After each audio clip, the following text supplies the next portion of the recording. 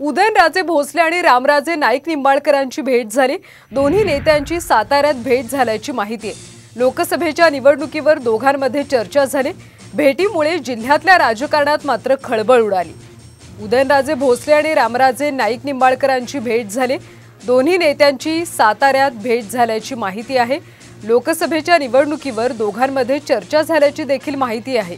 या भेटीमुळे जिल्ह्यातल्या राजकारणात मात्र मोठी खळबळ उडाली। ही थेट दृश्य आपण पाहतोय। उदयनराजे भोसले आणि रामराजे नाईक निंबाळकरांची भेट झाली। लोकसभेच्या निवडणुकीवर दोघांमध्ये चर्चा झाल्याची देखील माहिती आहे। भेटीमुळे जिल्ह्यातल्या राजकारणात खळबळ उडाली।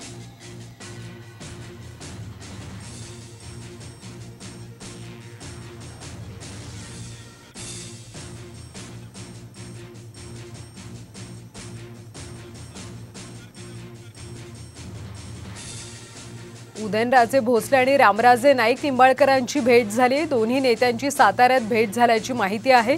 लोकसभेच्या निवडणुकीवर दोघांमध्ये चर्चा देखील झाली। या भेटीमुळे जिल्ह्यातल्या राजकारणात मात्र चर्चांना भलतंच उधाण आल्याचं पाहायला मिळतंय। ही एक्सक्लुझिव्ह दृश्य आपण भेटीची पाहतोय। उदयनराजे भोसले आणि रामराजे निंबाळकर यांची भेट झालेली आहे। उदयनराजेंना उमेदवारी जाहीर झाल्यानंतर भेटीचा सपाटा त्यांनी लावला आणि यामध्ये आज त्यांनी रामराजे नाईक निंबाळकरांची भेट घेतली। दोन्ही नेत्यांची साताऱ्यात भेट झाली। लोकसभेच्या निवडणुकीवर दोघांमध्ये चर्चा झाल्याची माहिती आहे। भेटीमुळे जिल्ह्यातल्या राजकारणात मात्र खळबळ उडाली। ही भेटीची एक्सक्लुझिव्ह दृश्य आपण सध्या पाहतो। उदयनराजे भोसले आणि रामराजे निंबाळकर यांच्यामध्ये भेट झाली।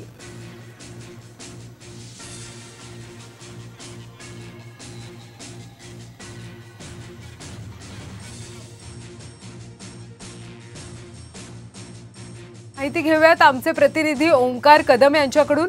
ओमकार, दोन्ही नेत्यांमध्ये भेटी झालेल्या आहेत, काय सविस्तर अपडेट्स? नक्कीच उदयनराजे आणि रामराजे यांचा संघर्ष संपूर्ण महाराष्ट्राने मधल्या काळात पाहिला होता। त्यानंतर आता जी लोकसभेची निवडणूक आली, या लोकसभेच्या निवडणुकीच्या पार्श्वभूमीवर ही भेट अतिशय महत्त्वाची मानली जाते। कारण रामराजे नाईक निंबाळकर यांचा एक मोठा गट सातारा जिल्ह्यामध्ये काम करतोय आणि या भेटीमुळे हा गट उदयनराजेंच्या बाजूने वळवण्यात उदयनराजेंना कुठेतरी यश आल्याचं निश्चित मानलं जातंय। एकूणच ही भेट साताऱ्यातील प्रीती हॉटेलमध्ये झाली आणि यामध्ये प्रभाकर घारगे जे रामराजे नाईक निंबाळकर यांचे निकटवर्ती आहेत हे सुद्धा यावेळी उपस्थित होते। नक्कीच ओमकार, धन्यवाद या सगळ्या माहितीसाठी।